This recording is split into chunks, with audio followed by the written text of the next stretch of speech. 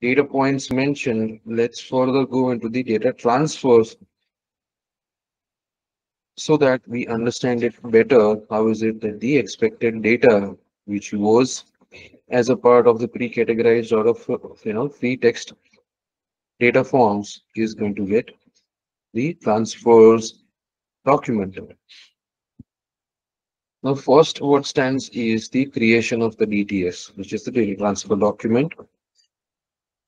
So it is the CDP who will create a data transfer document for each project according to the SOW, that is statement of work, and the DTS, that is the data transfer specifications document received from the client, and the requirements component of the data transfer from the data transfer specifications. So as a part of our follow-up, DM team is expected to check with the clinical data programmer whether or not this is in place, whether the data transfer document has been created, or if not, we follow up with the client to provide the statement of work and the data transfer specifications to the CDP.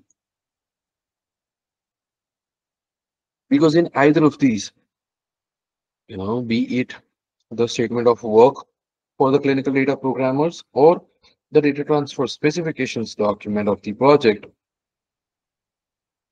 it is going to be the CDP only who is able to interpret that information to create the data transfer document. This is not something that is a know-how of the clinical data management team, because it is all related to programming. It is to be done by the CDPs themselves. And at the time of creation of the data transfer document, the CDP will take into consideration the following and mention the contact details, the format of the data, the integration details, the medium of transfer, the frequency, encryption method, and any other discussed or specified information from the sponsor. Now, while we consider, studying this data transfer in CDM topic, there is, a relative consideration of the integration aspects. There is the example of the frequencies which we are considering. So these topics we have already covered up in the adverse event reporting and reconciliation, as well as the topic of external data handling and lab data related. So only if you would have gone through those, you would be able to relate what are the specific details with respect to integration which should be recorded. Let's say if there is any medium of transfer or frequency, what is it that we have previously studied examples about? So yes, even if today that we are considering the data transfer topic, you are expected to go back and try to relate what is it, certainly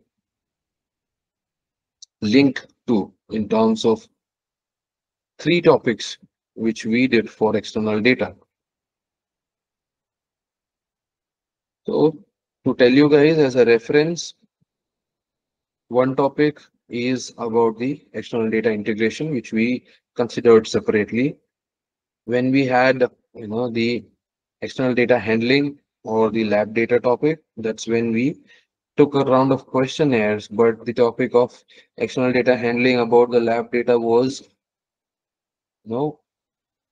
taken with the adverse event reporting and reconciliation topic. If you guys need to go back and take, the recordings to be considered, we take a look at the adverse event reporting and reconciliation, where we considered both the topics of the external data handling, that is lab data, along with the adverse event reporting and reconciliation.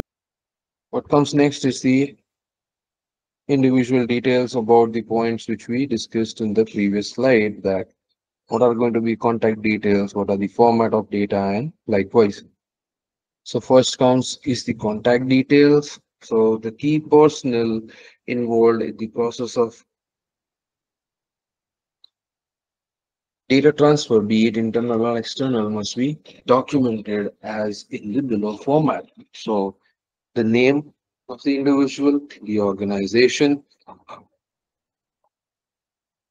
what is the location, is there any department, in which the person is assigned to, or is it, the independent team where he is working with. So all the related information about the department as well, and the phone number with the email address information. And who all would the contact information will be available is the CDP, the stats, the CDM, third party vendor, the sponsor single point of contact. Such like these would be the information that needs to be recorded in the data transfer document, right? Under the section of contact details, then comes the format. What is going to be the data format that is to be transferred?